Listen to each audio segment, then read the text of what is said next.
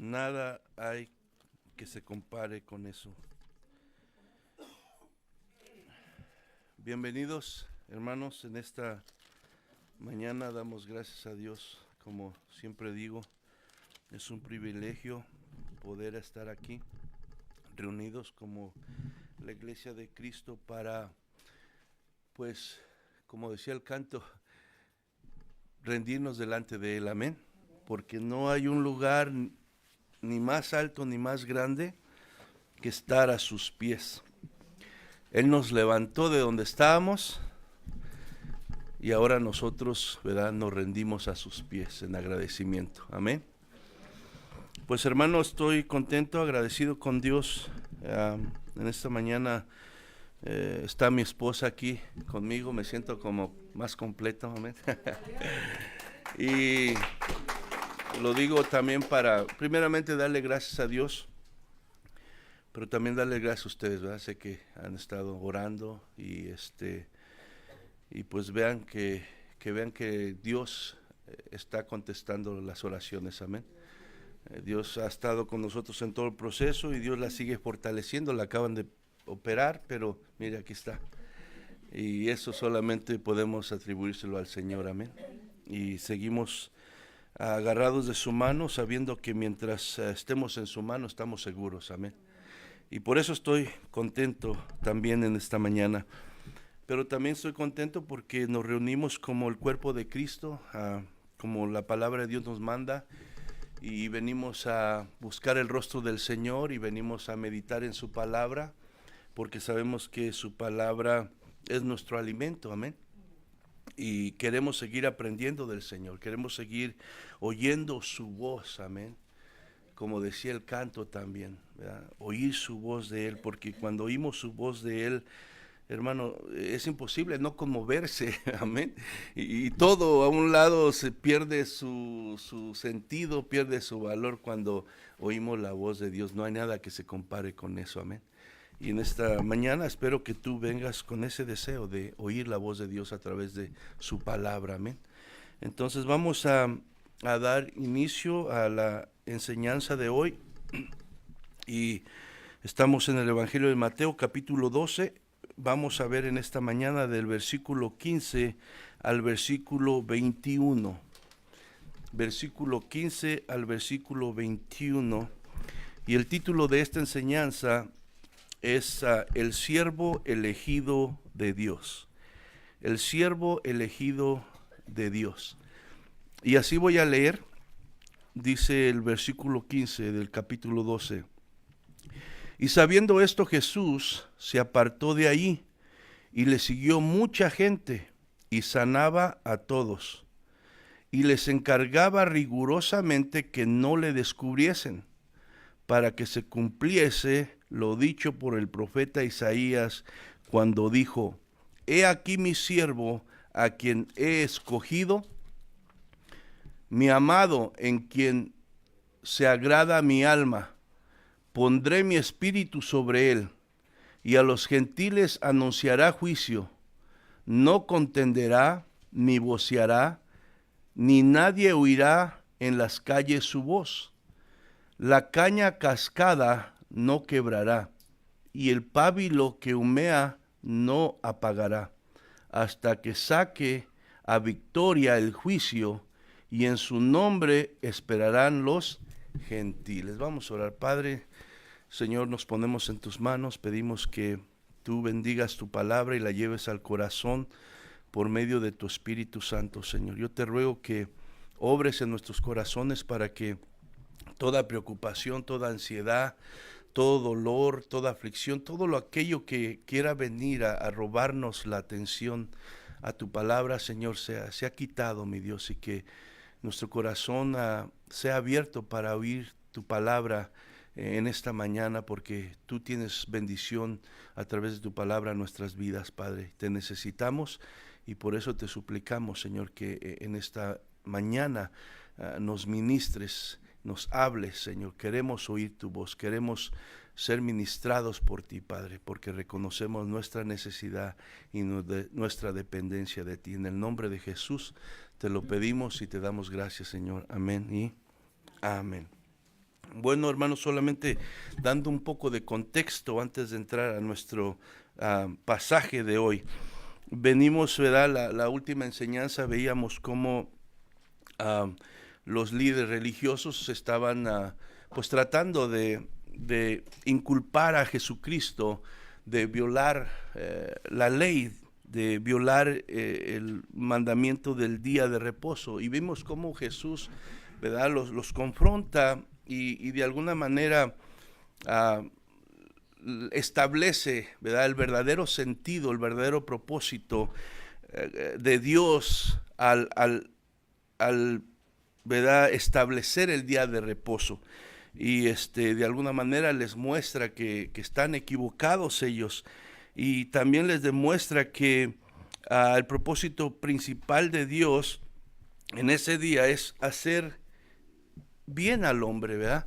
Y y veíamos del verso 9 al 14 que Jesús les da una demostración, ¿verdad?, de lo que él estaba diciendo, porque él estaba diciendo que en vez de ellos concentrarse en sus tradiciones, en su interpretación equivocada del día de reposo, en hacer ritos y sacrificios que no llegaban a ningún lado, que no agradaban a Dios porque carecían, ¿verdad?, de compasión hacia la gente, él decía, Dios lo que quiere es misericordia de ustedes. ¿Qué es lo que pide Dios? Dios pide que busquen justicia, que amen misericordia, que se humillen delante de Dios.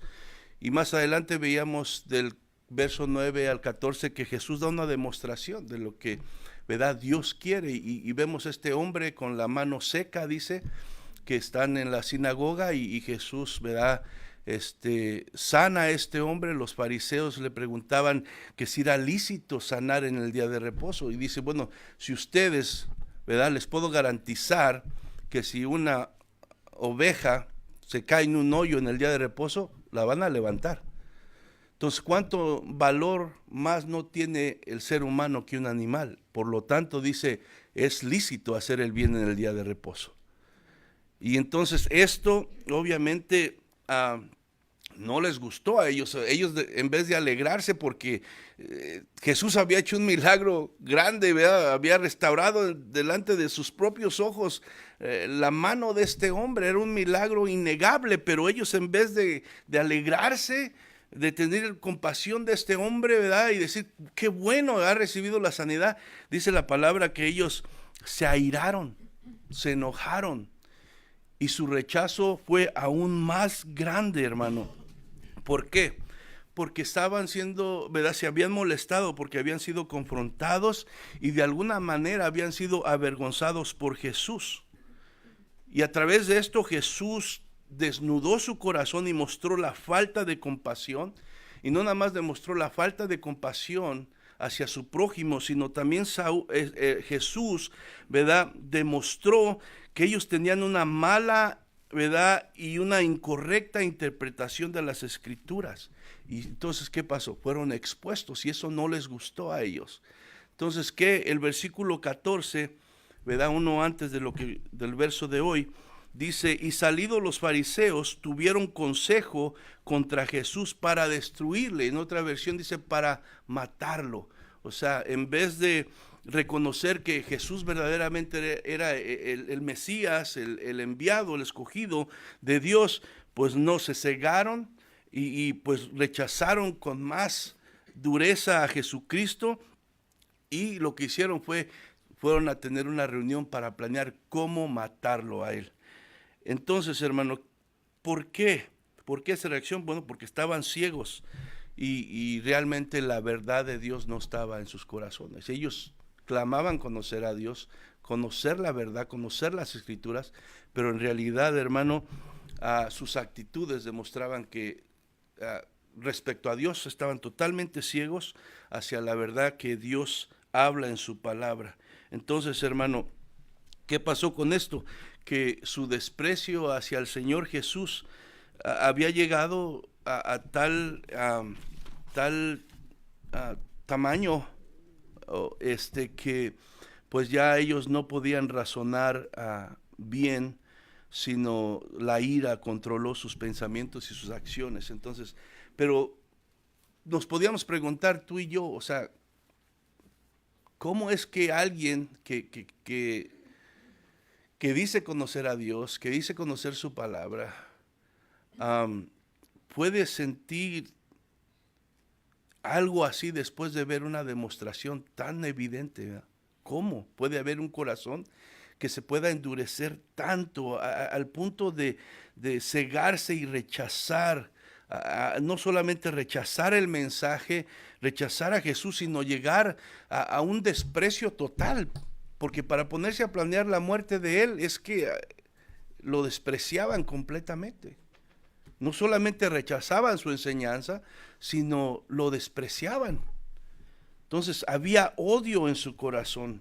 Entonces, hermano, ¿por qué esta reacción en estos hombres? Bueno, porque no cumplía Jesús con sus expectativas, hermano. Ellos esperaban un Mesías diferente. Ellos esperaban un líder, ¿verdad?, que los iba a libertar y rescatar del imperio romano. Eso es lo que ellos entendían o habían, ¿verdad?, entendido en la palabra de Dios. Entonces, Jesús no cumplía con las expectativas que ellos tenían. Amén. No veían que Jesús hiciera nada, ¿verdad?, para cambiar la situación en la que ellos se encontraban. Entonces, eso obviamente les hacía rechazarlo más, les hacía despreciarlo, ¿verdad? Entonces, ellos esperaban, hermano, aún de alguna manera Mesías que políticamente viniera y estableciera su gobierno aquí en la tierra, y obviamente ellos esperaban ser parte de ese gobierno que el Mesías iba a establecer en este mundo. Entonces, no veían nada de esto en Jesús. Ellos esperaban un Mesías también, hermanos, que se asociara con los de alta reputación, ¿verdad?, con los supuestamente sabios, que ellos se consideran sabios, ¿verdad?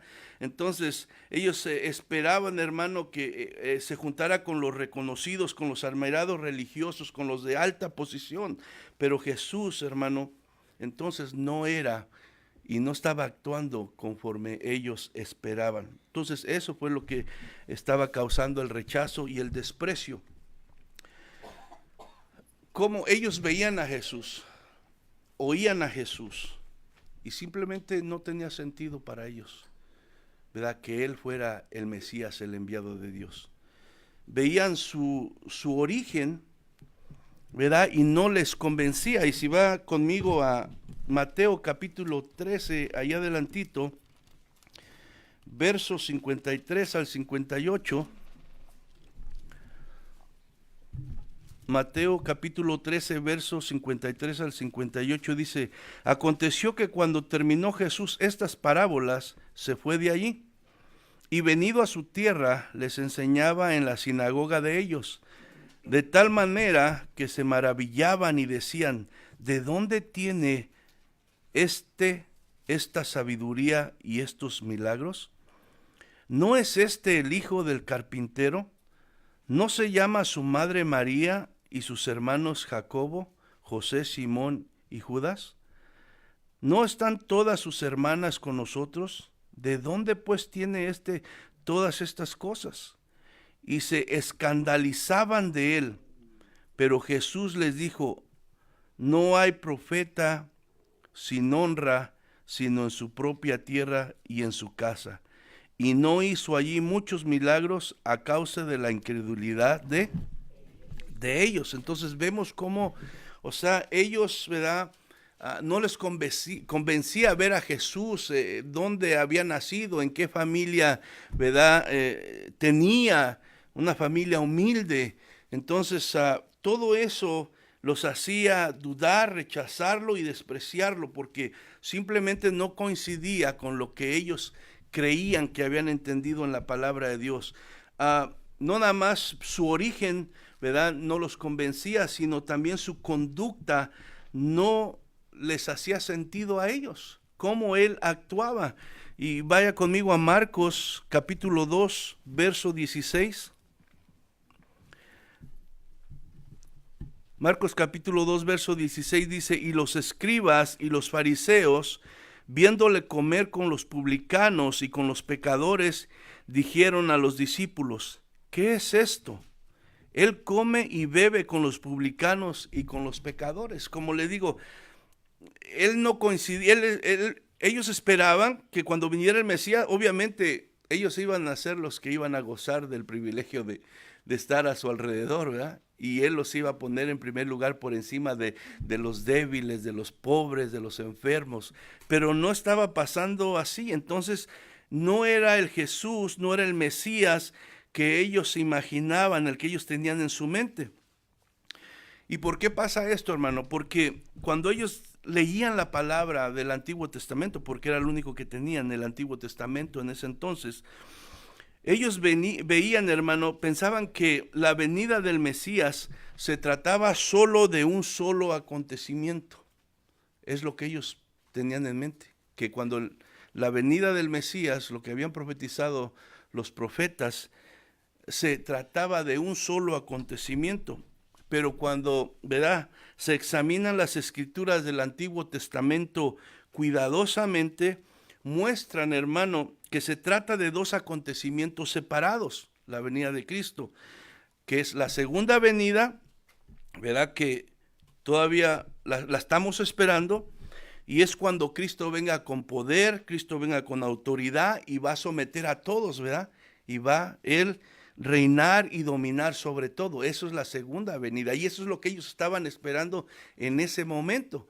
Pero, ¿verdad?, no habían entendido que se trataba de dos acontecimientos separados. Entonces, esa era la primera venida, y la primera venida Jesús no iba a venir con autoridad, con poder, con dominio, a someter a tus enemigos. No, en la primera venida, que es la que, ¿verdad?, nosotros hemos ya visto, y que por medio de eso Él vino y se encarnó y vivió la vida que nosotros nunca podemos vivir, y tomó nuestro lugar en la cruz y llevó nuestros pecados y resucitó al tercer día y venció la muerte y está ahora sentado a la diestra del Padre, ¿verdad? Esa primera venida, Él, ¿verdad?, vendría como un siervo humilde y haría la misión que el Padre le encomendó, pero no con armas humanas, sino con las armas del amor, de la misericordia, de la compasión y de la paciencia, ofreciendo ¿qué? Perdón y salvación en lugar de destrucción y condenación, que era lo que ellos pensaban que iba a pasar cuando el Mesías llegara. Entonces, no estaba pasando nada de lo que ellos pensaban que iba a pasar. Por eso entonces ellos estaban rechazando y estaban despreciando al Mesías y no creían en Él. Y como le digo, veían que se juntaba con los pecadores, veían que se juntaba con, aún, ¿verdad?, de alguna manera hablaba con los gentiles, entonces eso no les cuadraba en su entendimiento, amén. Entonces, ¿qué pasó, hermano? Su falta de sinceridad y de humildad de estos líderes religiosos y del pueblo de Israel le cegó para no ver y entender la verdad de Dios, y se formaron un Mesías a su propia imagen. ¿Y cuánto no pasa en estos días también de mucha gente se forma un Dios a su propia imagen? No, la Biblia dice algo, pero ellos solamente toman lo que quieren y se forman un Dios a su propia imagen, hermano. Entonces, esto es algo que ha pasado desde siempre. Cuando un corazón no es sincero, cuando un corazón no busca a Dios verdaderamente, no quiere someterse a la palabra de Dios y se forma un Dios a su manera. Y por eso hay ahorita congregaciones que se dicen cristianas y que en el nombre del amor aceptan el adulterio, aceptan los matrimonios entre hombre y hombre y mujer. ¿Por qué? Porque dicen, Dios es amor. Y entonces ellos hicieron un Dios que es puro amor y se olvidan de la santidad y se olvidan de la justicia, se olvidan de todas las otras cosas. Y eso tristemente pasa. Entonces nosotros tenemos que, ¿verdad?, caminar conforme el Dios bíblico, ¿verdad? Y no el Dios que yo me quiera formar a mi conveniencia o el que va a ajustarse a mis deseos, amén. Entonces se formaron un Mesías a su propia imagen y a su propio gusto, que cumpliera con lo que ellos deseaban, ¿verdad?, que fuera. Por tanto, rechazaron al siervo escogido de Dios. Ahora, desde el principio de este evangelio, hemos visto que el propósito de este evangelio, tenemos el evangelio de Juan, Marcos, Lucas y Juan. cada uno tiene su propósito, va dirigido a cierta gente, ¿verdad? Entonces, el Evangelio de Mateo va dirigido hacia los judíos, porque Mateo quiere comprobar al pueblo judío que Jesús es el Mesías, y por eso empieza con la genealogía, ¿verdad? De Jesús, y de ahí va hablando, ¿verdad? De muchas cosas que se cumplieron a través de él, que los profetas habían anunciado. Entonces, vemos aquí, hermano, en esta cita, que una vez más Mateo vuelve a citar, ¿verdad?, un pasaje del Antiguo Testamento. Y digo, Mateo es el que más cita pasajes proféticos de todos los demás evangelios. La razón es porque el propósito de su evangelio es probar a los judíos que Jesús es el Mesías prometido. En este pasaje, Mateo una vez más quiere demostrar que las expectativas de los judíos respecto al Mesías de Dios, el Dios que había prometido enviar, eran incorrectas, y describe, ¿verdad?, detalles de las escrituras que ellos perdieron de vista. Aquí es el pasaje de hoy, ¿verdad? Vamos a ver cómo Mateo una vez más va a demostrar que lo que ellos esperaban, ¿verdad?, no es lo correcto, sino que ellos perdieron de vista detalles muy importantes que son fundamentales y describen puntualmente la identidad de Jesús, la misión de Jesús, el carácter de Jesús, gracias hermano, y lo que él lograría. Y es lo que vamos a ver en este pasaje hoy. Este pasaje, como le digo, detalla, ¿verdad?, cosas que son fundamentales, que describen puntualmente la identidad, la misión, el carácter y lo que Jesús iba a lograr como el siervo elegido de Dios. Y voy a leer una vez más el pasaje de esta mañana. Sabiendo esto, Jesús se apartó de ahí y le siguió mucha gente, y sanaba a todos. Y les encargaba rigurosamente que no le descubriesen, para que se cumpliese lo dicho por el profeta Isaías cuando dijo: He aquí mi siervo, he aquí mi escogido, mi amado, en quien se agrada mi alma. Pondré mi espíritu sobre él, y a los gentiles anunciará juicio. No contenderá, ni voceará, ni nadie oirá en las calles su voz. La caña cascada no quebrará, y el pábilo que humea no apagará, hasta que saque a victoria el juicio. Y en su nombre esperarán los gentiles. Dice aquí, sabiendo esto, Jesús se apartó de ahí. ¿Qué vimos en el versículo 14? Que ellos estaban planeando ¿qué? Entonces, cuando dice sabiendo esto, está diciendo que él sabía las intenciones del corazón de los fariseos. ¿Y qué hizo Jesús? Se apartó de ahí, dice. ¿Por qué? ¿Porque les tenía miedo? Claro que no, ¿verdad? Él conocía lo que estaban planeando, pero él tenía una misión que cumplir. Vemos en la Biblia que él ministraba en un lugar y luego se movía a otro lugar y seguía haciendo lo que Dios le había encomendado. Entonces, aunque él vio, ¿verdad?, el rechazo, la ira y el plan de estos líderes religiosos, él siguió concentrado en lo que el Padre le había mandado hacer, a cumplir su misión. Por eso él se apartó de ahí, de ese lugar. Entonces, ¿qué pasó cuando él siguió haciendo lo que Dios le mandaba hacer? Dice, mientras muchos le seguían rechazando, ¿verdad?, él seguía haciendo lo que el Señor, su Padre, le había mandado hacer, y esto de alguna manera seguía confirmando su identidad y su carácter. Dice la palabra que le siguió mucha gente y sanaba a todos. Y sabemos, hermano, que muchos de los que seguían a Jesús, ¿verdad?, no creían en él como el Mesías. Pero aún así, aunque no creían en él como el Mesías, no podían negar que había algo diferente en Jesús. Él no era como los líderes religiosos, amén. Él era, ¿verdad? Era misericordioso, era compasivo.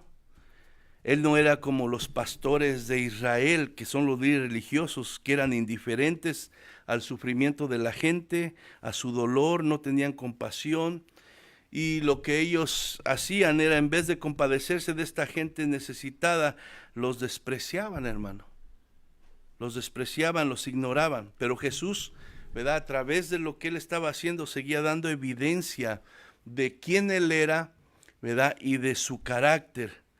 ¿Y qué pasaba que cuando hacía esto? Que él demostraba el corazón de Dios para los débiles y para los ignorados por la sociedad. Y es lo que Dios sigue haciendo en estos tiempos, ¿verdad? Mucha gente que es despreciada, ¿verdad? Por la sociedad, por la familia, por, ¿verdad? Este mundo, pero Dios, ¿verdad? Sigue siendo, ¿verdad? El mismo, y sigue teniendo un corazón para con los débiles, para con los necesitados, para aquellos que sufren, ¿verdad? Él sigue llamando a estas gentes, ¿para qué? Para ayudarles, para compadecerse de ellas. Y es lo que Jesús sentía por estas gentes. Aunque no habían todavía creído en su corazón que él era el Mesías, él de todos modos se compadecía de ellos al verlos, ¿verdad? Y veía que los líderes religiosos no estaban haciendo su trabajo, y él se compadecía de ellos. Y Mateo 9:36 dice: y al ver las multitudes, tuvo compasión de ellos, porque estaban desamparadas y dispersas, como ovejas que no tenían pastor. Entonces, hermano, ¿qué hace Jesús? Jesús sigue haciendo lo que vimos en Mateo 11:28, que al ver la necesidad de la gente, al ver su sufrimiento, al ver que los líderes religiosos, ¿verdad?, en vez de ayudarlos con sus cargas, lo estaban cargando más, al ver esta gente, él se seguía compadeciendo y le seguía haciendo la invitación que hizo en Mateo 11:28, venid a mí, todos los que estéis cargados y cansados, y yo os haré descansar. Entonces vemos que él seguía haciendo su misión, y dice la Biblia que él sanó a todos, pero después de sanarlos, dice el verso 16, y les encargaba rigurosamente que no le descubriesen. ¿Por qué haría eso? Jesús tenía compasión de toda esta gente y sus sufrimientos, pero su objetivo principal no era la salud de su cuerpo físico. Su objetivo principal era salvar sus almas. Y ese, hermano, sigue siendo su objetivo principal. Dios se compadece de ti, de mí y de toda la gente. Hace milagros, te ayuda en tus necesidades. Pero eso no es su objetivo principal. Su objetivo principal es salvar tu alma. Salvar tu alma.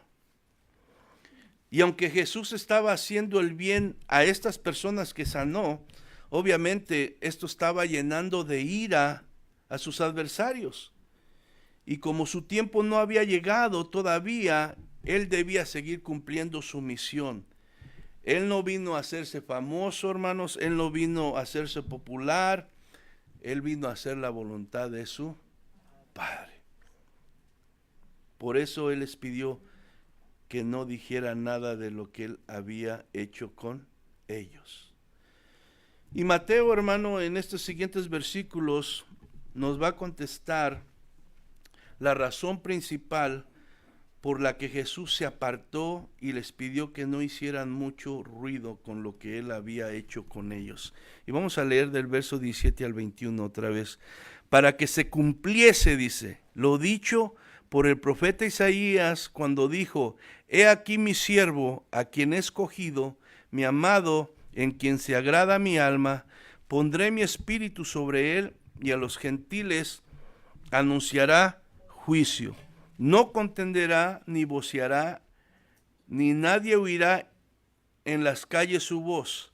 La caña cascada no quebrará, y el pábilo que humea no apagará, hasta que saque a victoria el juicio, y en su nombre esperarán los gentiles. Mateo, hermano, está citando una escritura del Antiguo Testamento, como les decía, para reafirmar que todo lo que Jesús estaba haciendo y de la manera que lo estaba actuando, daban evidencia de que él era el escogido y enviado por Dios para traer redención al mundo. Esa profecía que Isaías nos da, hermano, hacía más de 700 años que el profeta Isaías la había dado, ¿verdad? Y a través de esa profecía, el profeta Isaías estaba describiendo, ¿verdad?, cómo sería el Mesías cuando viniera. Y quisiera que lo leyéramos. Es Isaías 42, 1 al 4.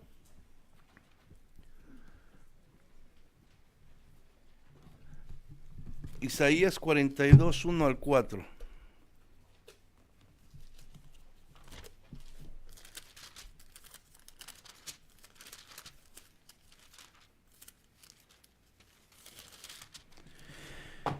Dice, he aquí mi siervo, yo le sostendré, mi escogido en quien mi alma tiene contentamiento, he puesto sobre él mi espíritu, él traerá justicia a las naciones, no gritará ni alzará su voz, ni hará oír en las calles, no quebrará la caña cascada, ni apagará el pábilo que humeare, por medio de la verdad traerá justicia, no se cansará ni desmayará hasta que establezca en la tierra justicia, y las costas esperarán su ley.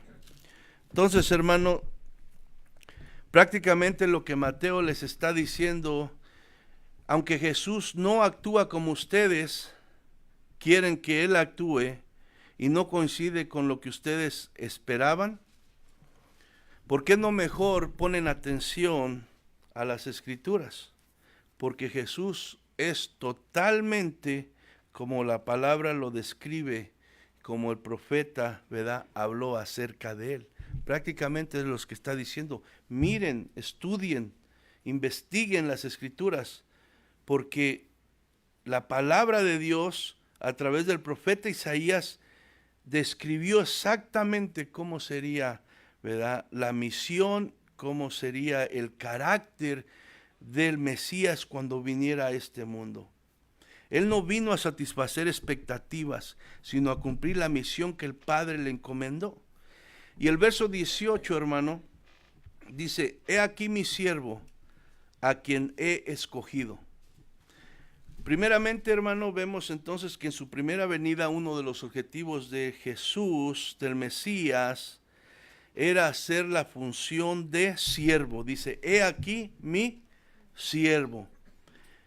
¿Y por qué? Porque venía a servir al Padre, a hacer su voluntad, pero no nada más al Padre, venía también a servir a la humanidad, ¿verdad? Entonces, hermano, la palabra nos muestra cómo en Mateo 20, 28, ¿verdad?, dice esto, como el Hijo del Hombre no vino para ser servido, sino para servir y para dar su vida en rescate por muchos. Entonces vemos cómo la palabra, hermano, coincide y respalda, ¿verdad?, lo que el siervo escogido de Dios iba a venir a hacer y de la manera que iba a actuar.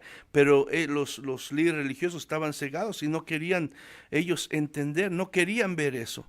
Filipenses capítulo 2, versos 6 al 8, dice, el cual siendo en forma de Dios, no estimó a ser igual a Dios como a cosa que aferrarse, sino que se despojó a sí mismo, tomando forma de ¿qué? De siervo, hecho semejante a los hombres, y estando en la condición de hombre, se humilló a sí mismo, haciéndose obediente hasta la muerte, y muerte de cruz. Vemos que a eso vino, que él, ¿verdad?, se despojó de sí mismo, no estimó ser Dios, sino que tomó un cuerpo humano y se dispuso a servir a su Padre y se dispuso a servirnos a nosotros para que pudiéramos, ¿verdad?, alcanzar la gracia de Dios, alcanzar el perdón, alcanzar la salvación. Y por eso, ¿verdad? Vemos que Dios habla a través de Isaías y dice, he aquí mi siervo, a quien he escogido. A pesar, hermanos, del rechazo y el desprecio que la mayoría de los judíos sentían hacia Jesús, Jesús dice aquí que era el elegido. A muchos, los fariseos y la mayoría de los judíos les molestaba esto. Estaban airados, querían matarlo. Ahorita mucha gente, puedes hablarle de cualquier religión, puedes hablar de cualquier cosa, pero le dices de Jesús y se molestan, lo rechazan, se enojan. Pero hermano, Jesús fue escogido, fue elegido por el Padre. Dice su palabra, hermano, que Él fue el único aprobado por el Padre para redimir a la humanidad. Él es el único calificado, hermano. Y el Padre lo confirmó no solamente a través del profeta, sino vemos que aún en el Nuevo Testamento, los evangelios, muchas veces el Padre lo confirma vez tras vez tras vez. Este es mi Hijo amado. Este es mi Hijo amado, en quien yo tengo complacencia. Y dice Lucas 23:35, y el pueblo estaba mirando, y aún los gobernantes se burlaban de él, diciendo, a otro salvó, sálvese a sí mismo, si este es el Cristo, el escogido de Dios. Sabían que el Cristo iba a ser alguien que Dios había escogido, pero aún así, en vez de reconocerlo, vemos aquí cuando estaba, ¿verdad?, siendo crucificado Jesús, ellos aún se burlaban todavía y decían esto: si es verdaderamente el Cristo, si es el escogido de Dios, pues que se baje, que se ayude él mismo, ¿verdad? Pero a pesar, hermano, de su incredulidad y de sus burlas, Jesús es a quien el Padre separó para la misión de redención. No hay otro nombre, dice su palabra, debajo del cielo en el cual se pueda ser salvo. No hay otro medio, porque el único mediador entre Dios y los hombres, ¿quién es? Jesucristo. No hay otra puerta para ir a la eternidad, para conocer al Padre, para tener una intimidad, para reconciliarse con Él. Jesucristo dijo, yo soy la puerta, el que por mí entrare.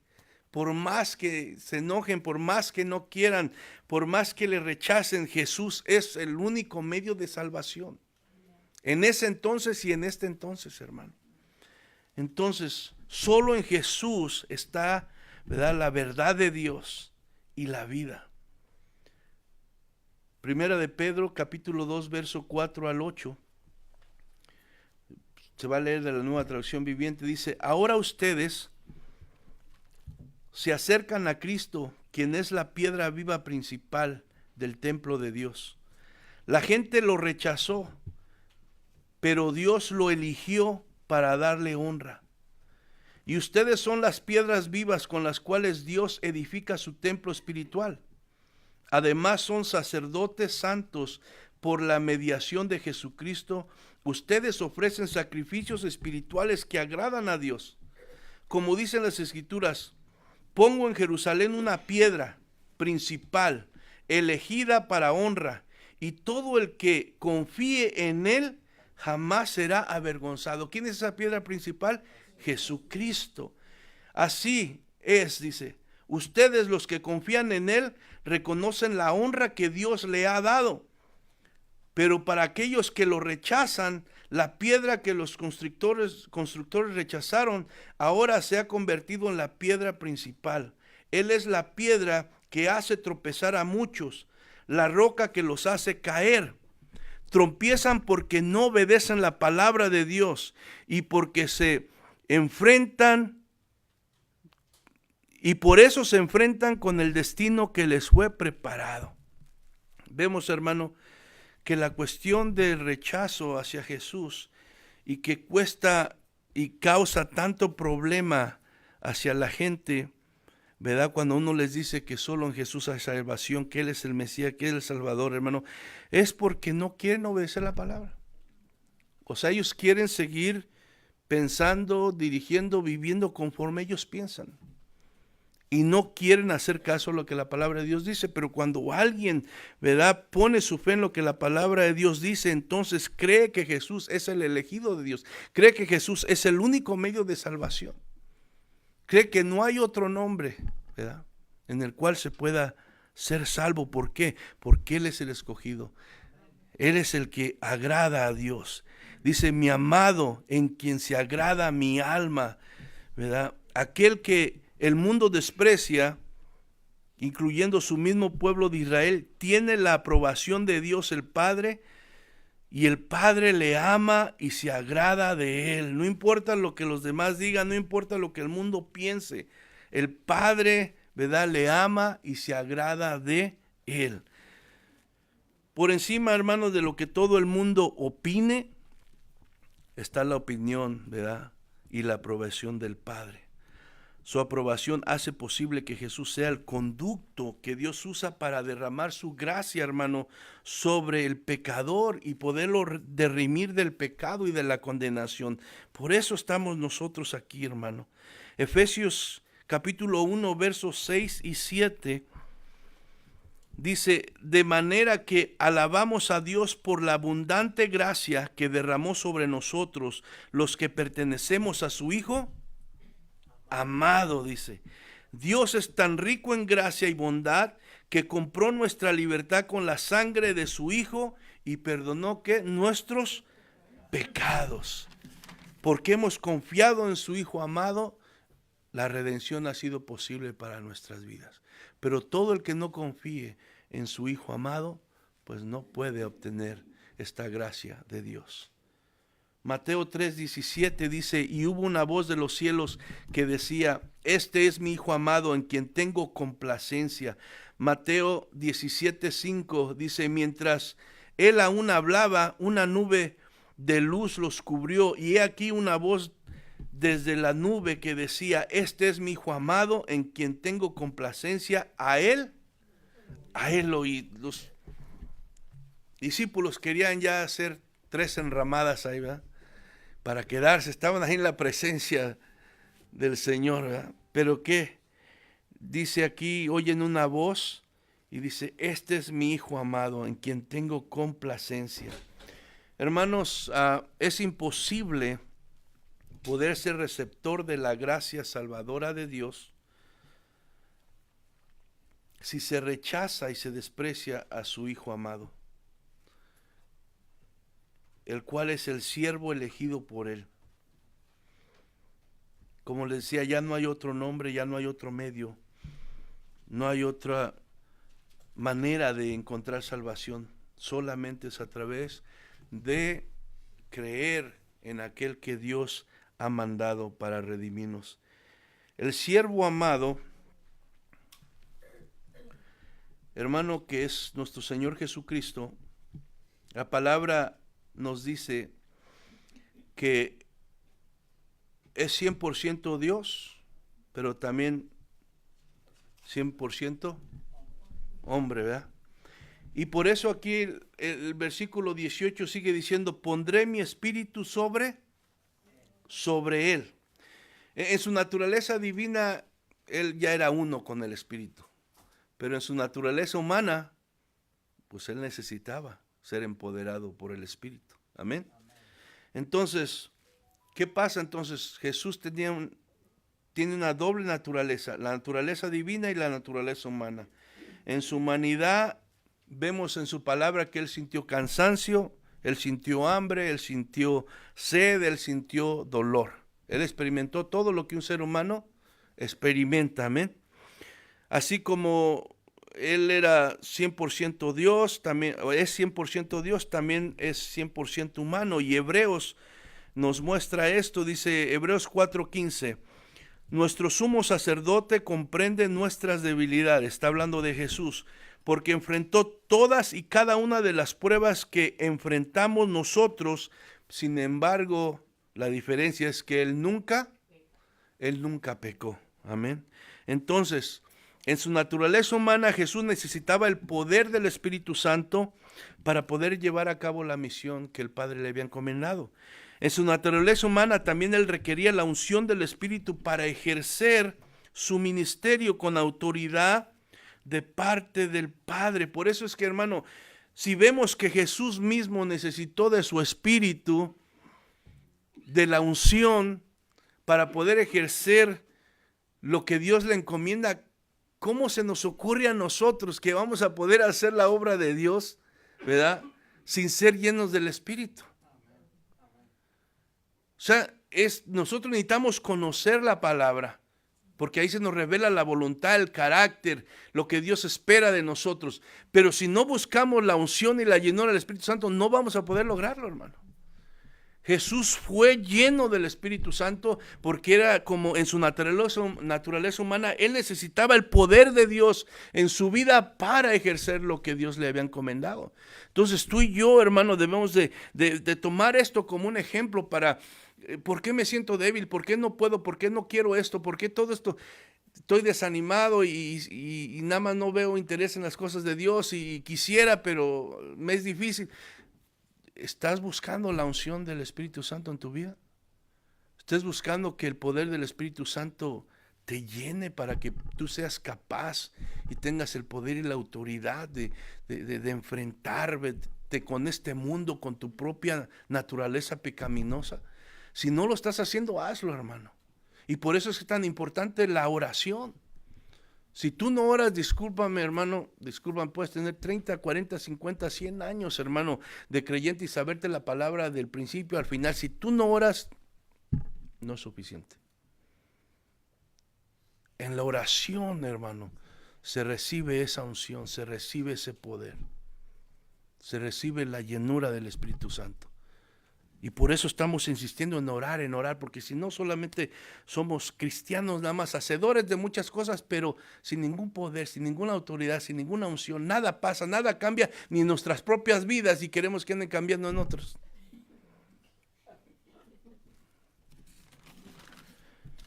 Mateo 3:16 dice, y Jesús después de que fue bautizado, subió luego del agua, y aquí los cielos le fueron abiertos y vio al Espíritu de Dios que descendía como paloma y venía sobre él. Y por eso Jesús mismo en Lucas 4, 18 y 19 dice, se para, ¿verdad? Cuando estaba en una de las sinagogas, dice, el Espíritu de Dios está sobre mí, por cuanto me ha ungido, dice, para dar buenas nuevas a los pobres. Me ha enviado a sanar a los quebrantados de corazón, a pregonar la libertad a los cautivos, vista a los ciegos y a poner en libertad a los oprimidos. Todo esto estaba haciendo Jesús bajo el poder y la unción del Espíritu Santo. Por eso dice, pondré mi espíritu sobre él. A predicar el año agradable del Señor. Hechos capítulo 10, verso 38. Pedro aquí estaba compartiendo, ¿verdad? Y dice, como Dios ungió con el Espíritu Santo y con poder, como Dios ungió con el Espíritu Santo y con poder a Jesús de Nazaret, dice, y como éste anduvo haciendo bienes y sanando a todos los oprimidos por el diablo, porque Dios estaba con él.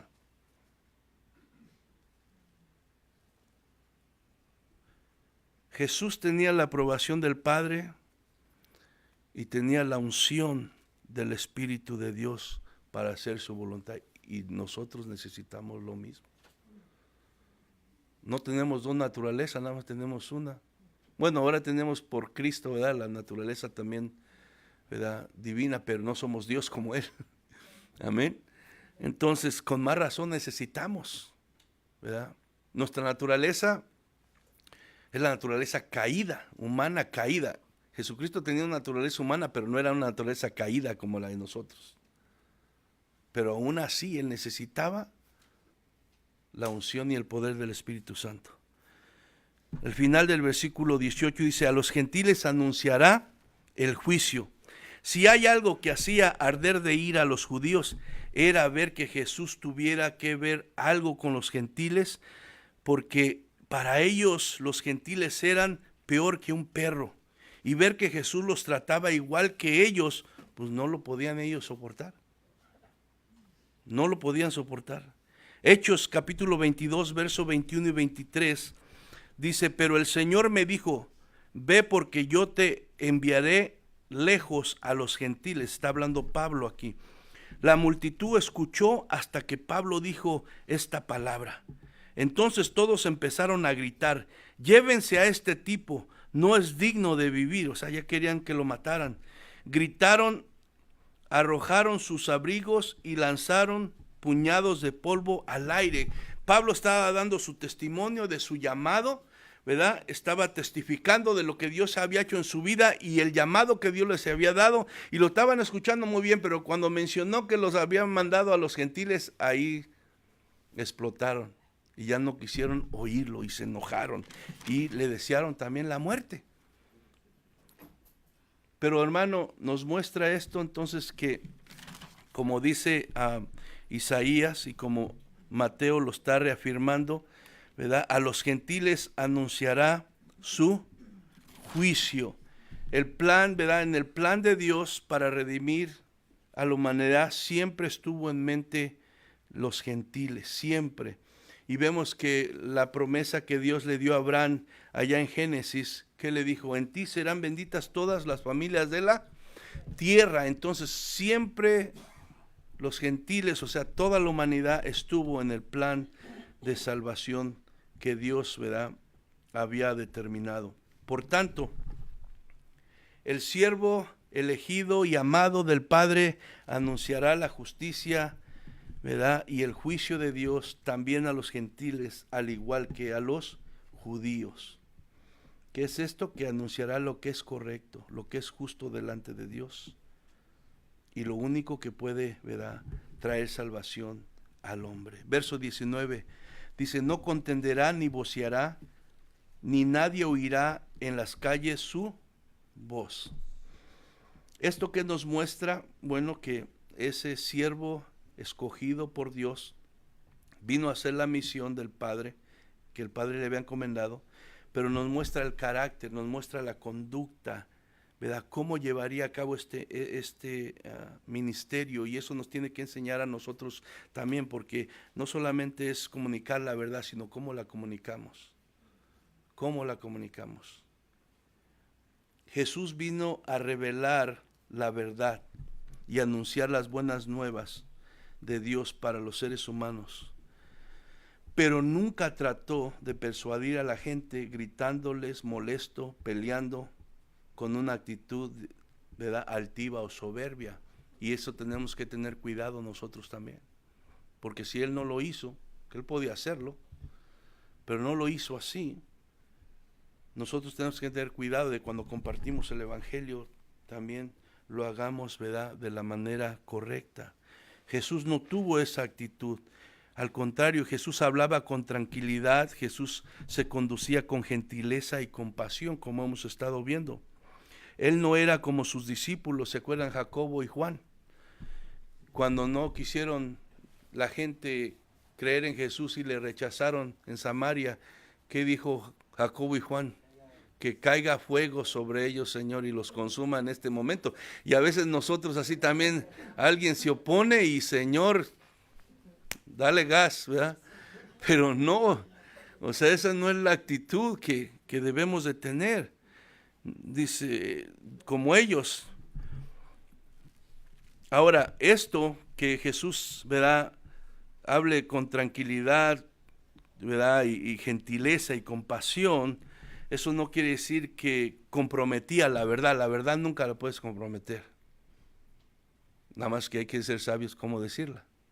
Amén. La verdad no se compromete, y Jesús nunca comprometió la verdad. También, hermano, Jesús tampoco nunca de alguna manera permitió el error y la mentira, ¿verdad? Y tampoco quiere decir esto que evitó conflictos para, ¿verdad?, ser amable y gentil y compasivo con la gente. O sea, la verdad la dijo con compasión, con gentileza, ¿verdad?, tranquilo, pero nunca comprometió la verdad y nunca admitió que el error y la mentira quedaran, ¿verdad? Escondidos por evitar un conflicto. Lo que quiere decir es que Jesús nunca se caracterizó por ser alguien activo, presumido o alborotador al compartir el mensaje de Dios, tratando de convencer a la gente a la fuerza o persuadirlos por medio de tocar sus emociones, hermanos, solamente. Obviamente cuando tú oyes la palabra de Dios y el Espíritu Santo te trae convicción, también las emociones van envueltas. Pero, hermano, el propósito de Jesús no era persuadir a nadie por medio solamente de mover sus emociones, hermano, sino Él, aunque era, como les digo, ya repetí varias veces, gentil y compasivo, y hablaba con amor, hablaba la verdad y nunca la comprometía, y su deseo es que la gente fuera transformada por la verdad. El único medio que Jesús usó todo el tiempo para cumplir su misión era la verdad. La verdad y la verdad. Y la verdad no se puede comprometer. Verso 20, hermano, dice: la caña cascada no quebrará y el pábilo que humea no apagará hasta que saque a victoria el juicio. En los tiempos, hermanos, de Jesús, la caña se usaba para muchas cosas, pero cuando la caña se doblaba, se consideraba algo ya inútil y la tiraban. Cuando una lámpara se quemaba hasta el extremo de la mecha, ya no producía luz, tan solo echaba humo. Por tanto, también era desechada como la caña que se había doblado, porque ya no, ¿verdad?, le veían ningún valor a estas cosas, entonces los tiraban.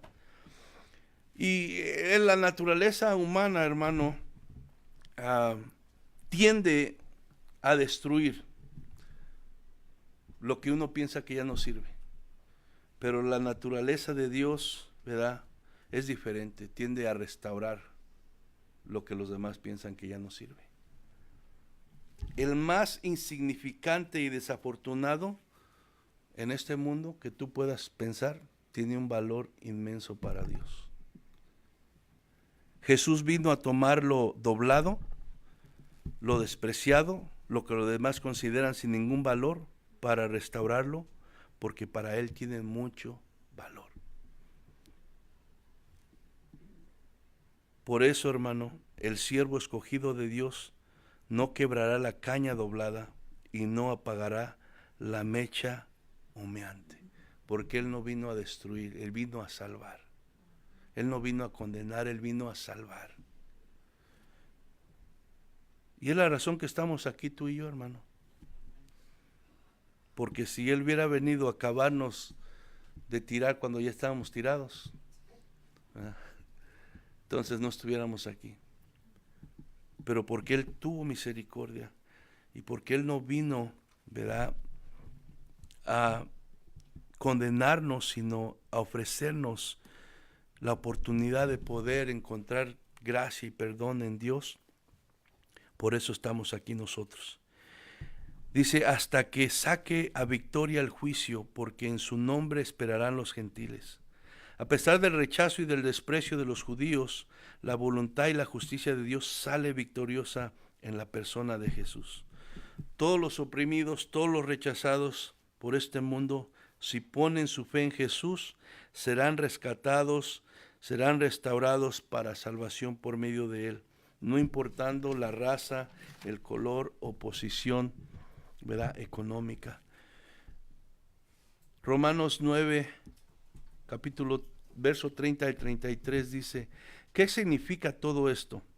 Aunque los gentiles no trataban de seguir las normas de Dios, fueron declarados justos a los ojos de Dios, y eso sucedió por medio de la fe. Pero los hijos de Israel, que se esforzaron tanto en cumplir la ley para llegar a ser justos ante Dios, nunca lo lograron. ¿Por qué no? Porque trataban de hacerse justos ante Dios por cumplir la ley, en lugar de confiar en Él. Tropezaron con la gran piedra en su camino. Dios se los advirtió en las Escrituras cuando dijo: pongo en Jerusalén una piedra que hace tropezar a muchos, una roca que les hace caer, pero todo aquel que confía en él jamás será avergonzado. Dice, en su nombre esperarán los gentiles, hermano. Mientras los gentiles alcanzan justificación por la fe en Jesús, los judíos tropezaron porque se empeñaban en rechazar al único, al siervo elegido por Dios para dar salvación, perdonando los pecados a través de su sangre que fue derramada en la cruz. ¿Qué vemos aquí entonces, hermano? Que por causa del desprecio de la gracia de Dios y por empeñarse a buscar la justificación por sus propias obras, ¿verdad?, estaban siendo descalificados. Pero aquellos que pusieron su fe en Jesucristo, aquellos que lo reconocen como el escogido de Dios, como el amado de Dios, como el que agrada a Dios, como el único medio de salvación, ¿verdad?, podían encontrar la justificación y el perdón de sus pecados, hermano. Entonces, esto, hermano, sigue confirmando que Jesús es la única esperanza. No sé cómo estás tú en tu vida, cómo te sientas, pero esto debe de renovar tus fuerzas. Esto debe de renovar tu fe. Y asegurarte que lo que has creído tú es la única verdad. Esto debe de motivarte a buscarle más. Debe de motivarte a rendir tu vida a Él. A darte cuenta que sin Él no eres nada. Y que más vale, ¿verdad?, reconocerlo. Que más vale obedecer su palabra tal como es y no querer formarme mi propio Dios y vivir mi vida cristiana conforme yo quiero, porque su palabra es la verdad y su palabra se va a cumplir. Y si yo no obedezco la palabra como es y nada más trato de servir a un Dios a mi manera, no me va a ir bien. Si tú eres salvo, pero no vas a poder vivir esa vida en abundancia que Él ha prometido. No vas a poder gozar de la comunión con su presencia. No vas a poder dar fruto. No vas a poder, ¿verdad?, cumplir el propósito para el cual Dios te ha llamado. Si tú no quieres, ¿verdad?, vivir conforme a lo que la palabra de Dios dice y tomarla como la autoridad de tu vida.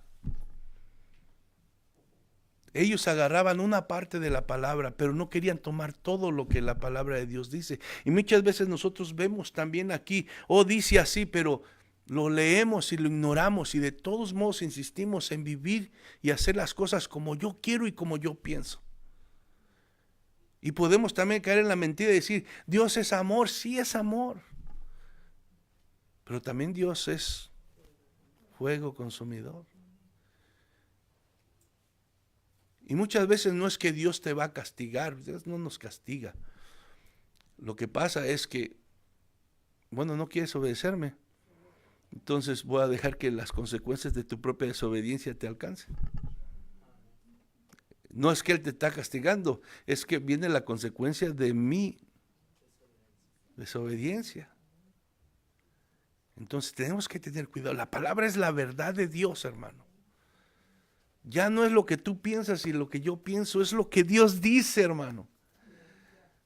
Es lo que Dios dice y es lo que mejor te conviene a ti y a mí. Amén. Solo en Él hay salvación, solo en Él está la verdad, solo en Él está mi seguridad. El mundo puede opinar lo que quiera, mi familia puede opinar lo que quiera, mis amigos pueden pensar lo que quiera, pero Él es el único. Y Él es mi Señor, Él es mi Rey, Él es mi Salvador. Y a Él me voy a humillar, y a Él me voy a rendir, y a Él voy a obedecer, y a Él le voy a creer por encima de lo que siento y pienso y quiero. Porque mi corazón es engañoso, pero su palabra permanece para siempre. Amén. Entonces, sigamos anunciando esta verdad. Sigamos. Ellos lo rechazaban y Mateo está diciendo, ese es Mesías Jesús. Sigamos nosotros, la gente sigue despreciando, sigue rechazando y nosotros sigamos diciendo, Jesús es el único. Jesús es el único, pero acuérdese, hay que decirlo también como Él. No se agarre a pelear con la gente, no se agarre a querer que les caiga un rayo, porque no se agarre, olvídese. Hay que hacerlo con amor, hay que hacerlo con pasión, sabiendo que ellos están en oscuridad y que el único que puede tocar su corazón es Dios. El único que puede abrir sus ojos es Dios, así como lo hizo con nosotros. Entonces usted no pelee, no argumente, no sea amable, ¿verdad? Tenga compasión de ellos. Acuérdese quién está en control de sus vidas. Hasta que no Cristo los libere, ellos son esclavos del pecado y de la oscuridad. Entonces, hagámoslo así, hermano. Amén. Vamos a ponernos de pie. Como ahora no tengo prisa para irme a la casa, porque aquí está mi esposa, lo hice más largo.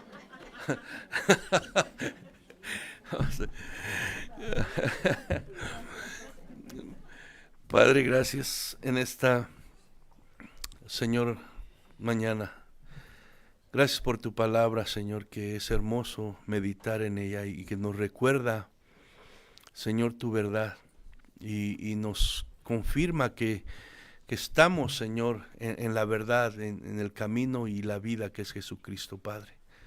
Gracias, Señor, que quede esto en nuestros corazones para que nos ayude a seguir compartiendo tu evangelio con convicción, Señor. Y a no escondernos, a no amedrentarnos, Señor, ante el rechazo de los demás, ante la opinión de los demás, sino que nosotros caminemos con seguridad, Señor, confiando en tu palabra, viviendo tu palabra, mi Dios. En el nombre de Cristo Jesús, pedimos que nos ayudes a seguir anunciándole a nuestros familiares, a nuestros amigos, a las personas que nos rodean, Señor, tu evangelio, Padre, porque a eso nos has comisionado a hacer, Padre. En el nombre de Cristo Jesús, bendice a tu pueblo, Señor, fortalece al débil, sana al enfermo, suple al que está en necesidad. Mi Dios, llénanos de tu Espíritu Santo como veíamos en tu palabra. Úngenos, Señor, con la unción del Espíritu para poder vivir la vida que nos has dado en Cristo y para poder hacer tu voluntad, mi Dios. En el nombre de Cristo Jesús te lo pedimos y te damos gracias, Señor. Amén y amén.